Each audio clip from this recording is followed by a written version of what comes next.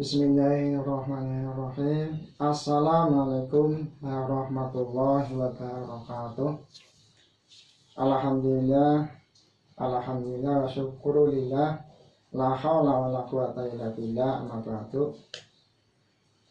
Yang terhormat Ibu Dr. Hajah Husnul Khotimah, Magister Pendidikan, selaku dosen mata kuliah metodologi penelitian kualitatif IAIN Purwokerto, program pasca sarjana, yang saya hormati dan yang saya banggakan teman-temanku dari MPIB yang tidak saya sebutkan satu persatunya. Puji syukur kami panjatkan kehadirat Tuhan Yang Maha Kuasa, Allah SWT. Mudah-mudahan kita senantiasa diberikan kesehatan, kenikmatan, dijauhkan dari segala macam penyakit, dari segala wabah, sehingga kita dalam keadaan sehat lahir batin, sehat walafiat. Amin ya robbal alamin. Bapak Ibu yang saya hormati, kali ini saya akan menyampaikan presentasi makalah tugas dari mata kuliah metodologi pendidikan kualitatif dengan tema yaitu tentang desain penelitian tindakan dalam pendidikan.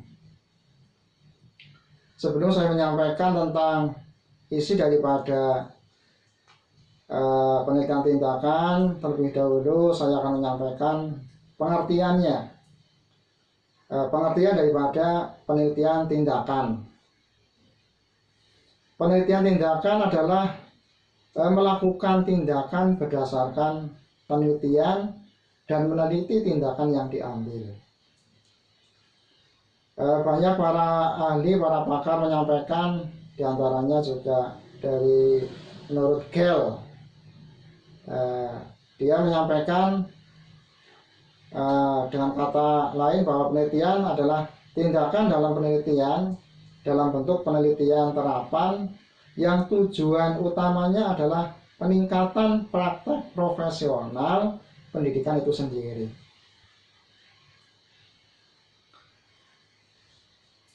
Yang kedua, menurut Kamis dan Tagar dalam bukunya Zainal Arifin menjelaskan bahwa penelitian tindakan adalah cara atau suatu kelompok atau seseorang dalam mengorganisasi suatu kondisi sehingga mereka dapat mempelajari pengalaman mereka dan membuat pengalaman mereka dapat diakses oleh orang lain. Itu menurut Kamis dan Tagar. Jadi kesimpulannya, atau jika disimpulkan bahwa penelitian tindakan adalah tentang hal-hal yang terjadi di masyarakat atau kelompok sasaran dan hasilnya langsung dapat dikenakan pada masyarakat yang bersangkutan yang bertujuan untuk memperbaiki pelaksanaan atau kegiatan yang dilakukan secara sistematis. Yang selanjutnya adalah tujuan daripada penelitian tindakan. Tujuannya apa? Tujuan dari penelitian tindakan ini adalah untuk meningkatkan praktek pendidikan. Peneliti mempelajari masalah mereka sendiri atau masalah di sekolah atau lingkungan pendidikan. Pendidik terlibat dalam refleksi tentang masalah ini, mengumpulkan dan menganalisa data, dan menerapkan perubahan atau sebuah rencana tindakan berdasarkan temuan mereka. Dalam beberapa kasus, hasil penelitian memecahkan masalah praktik sosial, seperti masalah kelas untuk guru. Dalam situasi lain, hasil penelitian mencari sasaran ideologis, seperti pemberdayaan, mengubah, dan membebaskan individu dan masyarakat. Tujuan dari penelitian tindakan dalam pendidikan menurut Ari, seorang pakar juga, bahwa tujuan penelitian tindakan adalah suatu menciptakan sikap penyelidikan dengan mempertanyakan praktek sendiri terhadap ajaran mana yang sesuai menjadi bagian dari pekerjaan dan budaya mengajar. Penelitian tindakan juga memiliki dua tujuan pokok. Apa tujuan daripada penelitian tindakan itu? Yang pertama, penelitian tindakan bertujuan meningkatkan bidang praktik, meningkatkan pemahaman praktik yang dilakukan oleh praktisi, dan meningkatkan situasi tempat praktek dilaksanakan. Itu tujuan penelitian tindakan. Yang kedua adalah penelitian tindakan juga berusaha melibatkan pihak-pihak yang terkait. Jika penelitian tindakan dilaksanakan di sekolah, pihak yang terkait antara lain adalah kepala sekolah, guru, siswa, karyawan, dan orang tua siswa. Yang selanjutnya adalah karakteristiknya. Karakteristik penelitian tindakan. Ada tiga karakteristik. Ada tiga karakteristik utama penelitian tindakan. Yang pertama, penelitian tindakan ini dilakukan dalam konteks lokal dan terfokus pada isu lokal. Yang kedua, penelitian tindakan ini dilakukan oleh dan untuk praktisi. Yang ketiga, hasil penelitian tindakan atau perubahan dilaksanakan oleh praktisi dalam konteks. Karakteristik yang lain dalam penelitian pendidikan itu mencakup satu, fokus praktik atau fokus praktis. Tujuan dari penelitian tindakan adalah untuk mengatasi masalah yang sebenarnya dalam lingkungan pendidikan. Dengan demikian, peneliti tindakan mempelajari isu-isu praktis yang akan memiliki manfaat langsung untuk pendidikan. Yang kedua, praktik pendidikan peneliti sendiri. Bahwa penelitian tindakan terlibat dalam penelitian partisipasi atau merefleksi diri untuk mengubah pandangan pendidikan di kelas, sekolah, atau praktek mereka. Ketika mereka mempelajari situasi mereka sendiri, mereka merefleksikan apa yang telah mereka pelajari, bentuk pengembangan diri, serta apa yang bisa mereka lakukan untuk meningkatkan praktek pendidikan mereka. Tindakan peneliti bereksperimen dengan praktek-praktek mereka sendiri, memonitor tindakan dan keadaan di mana hal itu terjadi, dan kemudian secara retrospektif merekonstruksi penafsiran tindakan sebagai dasar untuk tindakan di masa depan. Ini yang disebut dengan penelitian tindakan, ini disebut spiral refleksi diri. Yang ketiga adalah kolaborasi. Peneliti tindakan berkolaborasi dengan orang lain, sering melibatkan kopartisipan dalam penelitian. Yang keempat, sebuah proses dinamis. Peneliti tindakan terlibat dalam proses dinamis yang melibatkan pengulangan kegiatan, seperti spiral kegiatan. Ide utama adalah bahwa peneliti spiral mengulangi antara refleksi tentang masalah, pengumpulan data, dan tindakan. Yang kelima adalah rencana tindakan. Pada beberapa titik dalam proses, peneliti merumuskan rencana tindakan dalam menanggapi masalah. Rencana ini menyajikan data kepada stakeholder yang penting, membangun program percontohan, mulai beberapa program yang bersaing atau menerapkan agenda penelitian yang sedang berlangsung untuk mengeksplorasi praktek-praktek baru. Yang keenam adalah sharing research. Peneliti melaporkan penelitian mereka kepada pendidik yang kemudian dapat langsung menggunakan hasil penelitian tersebut. Peneliti tindakan berbagi hasil dengan guru, kepala sekolah bangunan, personil distrik sekolah, dan asosiasi orang tua. Selain itu, jurnal online baik dengan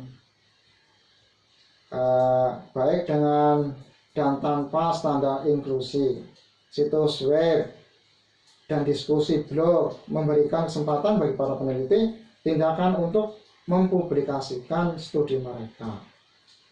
Forum inovatif untuk teks kinerja juga ada untuk para peneliti untuk dapat melakukan apa yang telah mereka pelajari melalui penelitian tindakan. Yang selanjutnya adalah pendekatan dalam penelitian tindakan.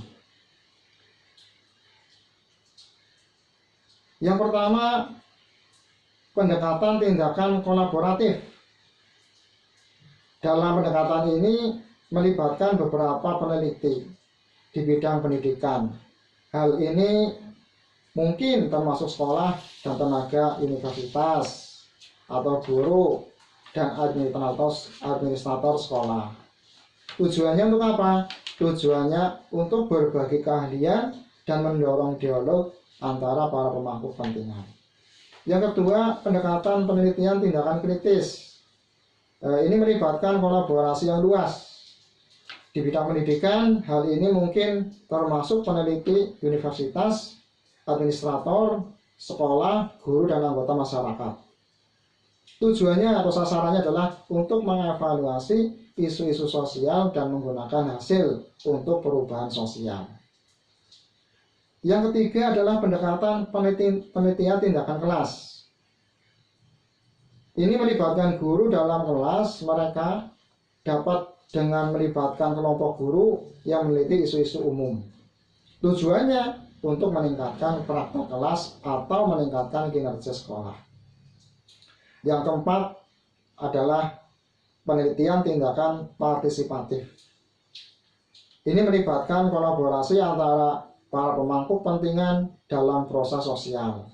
Tujuan atau sasarannya adalah untuk mengeksplorasi praktek di dalam struktur sosial atau emansipasi untuk menentang perbedaan atau untuk membandingkan kekuasaan dan cara yang tidak produktif untuk bekerja dan untuk mengubah teori dan praktek atau transformasional. Manfaatnya, nah sekarang manfaat daripada penelitian tindakan dalam pendidikan. Berikut ini adalah beberapa dari sekian banyak manfaat yang mendorong penelitian tindakan dalam lingkungan pendidikan. Yang pertama adalah memprofesionalkan pekerjaan para pendidik dan mendorong pengembangan profesionalisme. Yang kedua, memberdayakan guru dan para pendidik memberikan suara di bidangnya. Yang ketiga, mengembangkan pengetahuan yang terkait langsung, mempraktekkan dan fokus pada peningkatan praktek. Lalu yang keempat adalah mempromosikan refleksi dan menggunakan informasi untuk pengambilan keputusan yang lebih baik. Yang kelima, membina keterbukaan untuk ide-ide baru dan mendorong kreativitas. Yang keenam, mendorong kolaborasi dan mengembangkan komunitas belajar. Yang ketujuh adalah mendorong pemikiran ulang tentang bagaimana pekerjaan guru dan siswa dievaluasi. Yang kedelapan, merevitalisasi kehidupan profesional, membuat pekerjaan menarik dan bermanfaat. Yang kesembilan adalah meningkatkan pemahaman dan rasa hormat di antara guru, siswa, orang tua, dan administrator. Desain, ya ini fokus pada tema adalah desain penelitian tindakan. Desain penelitian tindakan dalam pendidikan menurut Graswell itu adalah ini tokoh yang mendefinisikan tentang desain penelitian tindakan. Menurut Graswell bahwa dalam desain penelitian tindakan itu menurutnya adalah satu, penelitian tindakan praktis. Penelitian tindakan praktis merupakan pendekatan yang melibatkan pendidik meneliti situasi sekolah dengan maksud untuk meningkatkan prakteknya.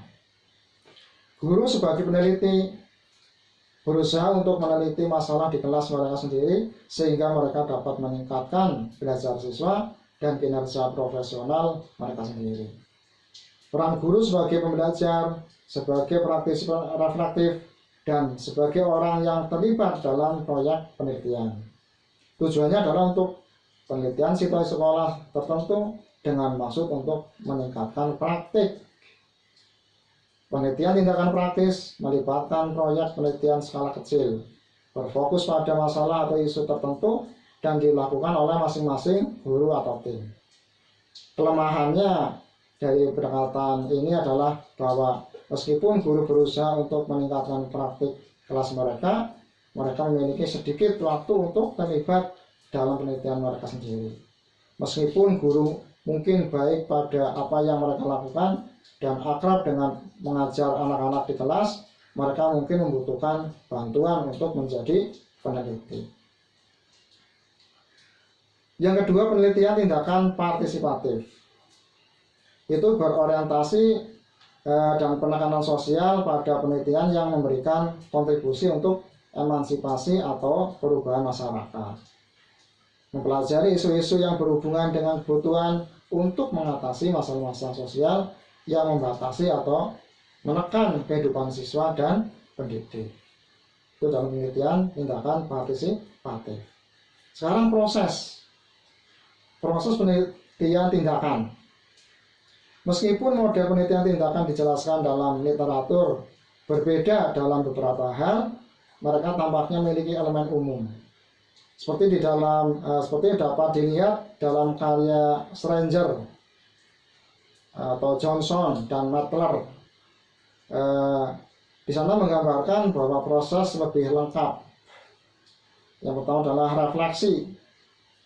Refleksi ini adalah pengalaman dan persepsi yang digunakan untuk mengidentifikasi area fokus berdasarkan masalah. Waktu diambil untuk meninjau apa yang telah diketahui tentang masalah atau fokus daerah dan pelajari lebih lanjut tentang masalah ini. Ini mungkin termasuk tinjauan literatur. Tahap ini juga disebut sebagai mengidentifikasi dan membatasi topik seperti itu ya. Yang kedua adalah rencana. Sebuah rencana yang dikembangkan untuk melakukan tindakan dan atau digunakan untuk mengumpulkan informasi dan data dalam rangka untuk mengamati atau menangkap pengalaman atau memantau praktek tersebut. Dalam tahapan ini pertanyaan penelitian dan metode dieksplisitkan. Yang ketiga adalah tindakan. Peneliti menerapkan rencana atau mengubah praktek dan mengumpulkan data. Data dapat dikumpulkan dari berbagai sumber.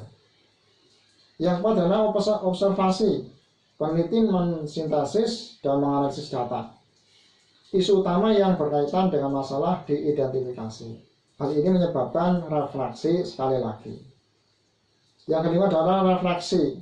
Peneliti merefleksikan dan menginterpretasikan informasi dan mengkomunikasikan atau melaporkan ini pada orang lain. Sebuah pemahaman baru tentang sifat dasar masalah tersebut dikembangkan. Tindakan yang diambil dan suatu area baru dalam fokus teridentifikasi. Yang keenam adalah rencana. Sebuah rencana baru, tindakan yang dikembangkan untuk mengatasi atau menyelidiki masalah. Ini adalah bagian daripada yang lain ya, seperti itu. 7 tindakan. Yang 7 ya, 7 adalah tindakan. Sebuah tindakan baru diambil dan data dikumpulkan, mungkin tipe data yang sama atau mungkin sesuatu yang berbeda. Yang 8 adalah observasi. Data baru dianalisis, disintesis, dan diinterpretasikan. Peneliti kemudian mengulangi kembali ke dalam proses refleksi. Identifikasi masalah dalam penelitian tindakan itu juga dibahas dalam tema kali ini. Dalam penelitian tindakan, seperti dengan semua penelitian, langkah pertama adalah untuk menentukan apa yang harus diselidiki. Kategorinya apa? Ada 5 kategori ya dalam penelitian tindakan. Yang pertama adalah masalah yang timbul dari keinginan untuk meningkatkan pembelajaran siswa. Yang kedua adalah masalah yang timbul dari keinginan untuk meningkatkan kurikulum. Yang ketiga, masalah yang mungkin timbul dari keinginan untuk menyesuaikan strategi pembelajaran atau penilaian. Ada 3 ya, gitu. Ada 5, ya ada 5. Yang keempat adalah masalah yang timbul dari keinginan untuk meningkatkan profesionalisme sendiri atau untuk mencari hubungan dan makna dalam pekerjaan seseorang. Yang kelima, masalah yang timbul dari masalah yang lebih besar di sekolah atau komunitas konteks. Sekarang langkah-langkah dalam melakukan penelitian tindakan. Apa langkah-langkahnya? Yang pertama adalah tentukan apakah penelitian tindakan sudah menggunakan desain terbaik. Yang kedua, identifikasi masalah untuk penelitian. Yang ketiga, cari sumber daya untuk membantu menunjukkan masalah. Yang keempat, mengidentifikasi informasi yang dibutuhkan. Yang kelima, melaksanakan pengumpulan data. Yang keenam adalah menganalisis data. Yang ketujuh adalah mengembangkan rencana tindakan. Yang kedelapan, mengimplementasikan rencana dan merefleksikan. Sekarang kelebihan dan kekurangannya daripada penelitian tindakan. Kelebihan penelitian tindakan ini diantaranya adalah 1. Kerjasama dalam penelitian tindakan menimbulkan rasa memiliki. Kerjasama dalam penelitian tindakan memberikan ajang untuk menciptakan kelompok dasar yang baru dan mendorong lahirnya rasa keterikatan. Manusia akan menderita bila kelaparan dan kepedihan fisik, tetapi dia akan menemukan bahwa kepedihan yang paling hebat adalah kesendirian dan keterpencilan. Manusia adalah makhluk kelompok dan kehidupannya adalah kehidupan kelompok. Yang kedua, kerjasama dalam penelitian tindakan mendorong kreativitas dan pemikiran kritis.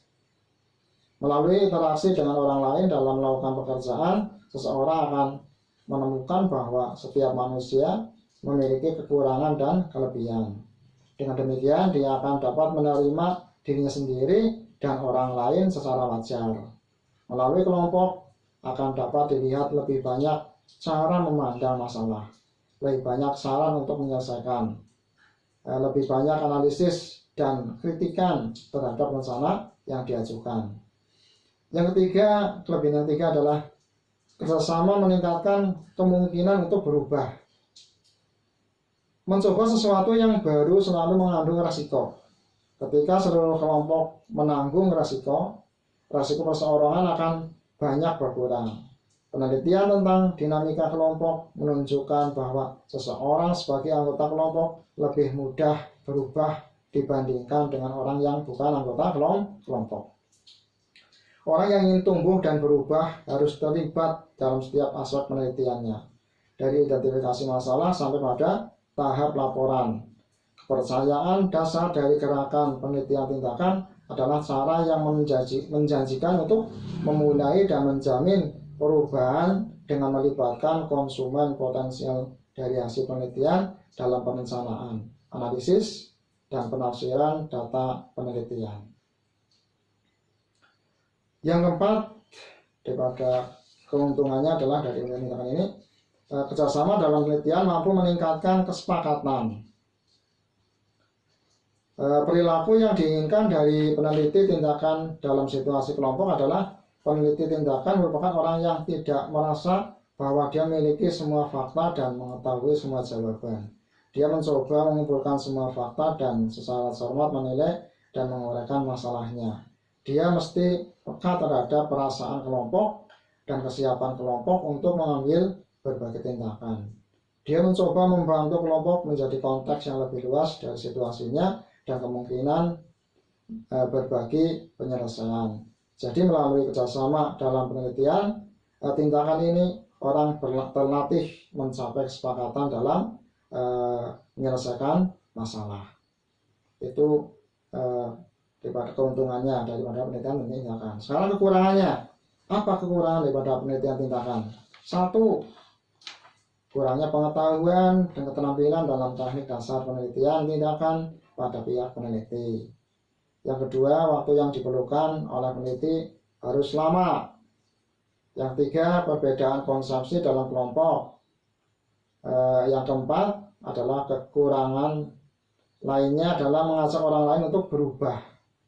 Pada umumnya orang akan menentang perubahan karena perubahan berarti kerja keras, dan perubahan melalui penelitian tindakan benar-benar menuntut penyediaan tenaga, pikiran, waktu, dan sikap yang baru. Dengan kondisi seperti ini, ada kemungkinan orang menjadi sulit untuk berubah. Saya kira itu ya yang saya sampaikan. Mudah-mudahan apa yang saya sampaikan ini senantiasa bermanfaat. Terima kasih. Saya akhiri. Assalamualaikum warahmatullahi wabarakatuh.